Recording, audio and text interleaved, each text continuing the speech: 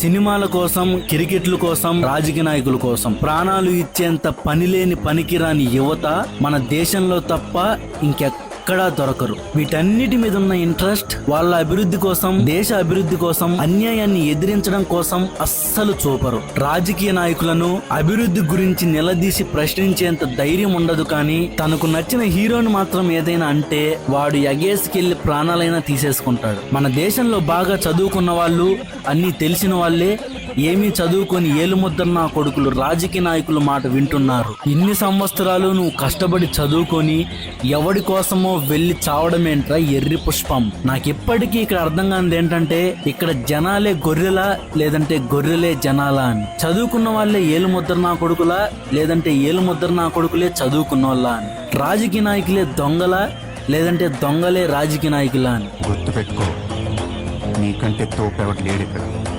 నీకేదనిపిస్తే వచ్చే, ఎవడి మాట వినొద్దు, మనిషి మాట అసలు వినొద్దు. నీ టార్గెట్ 10 మైల్స్ అయితే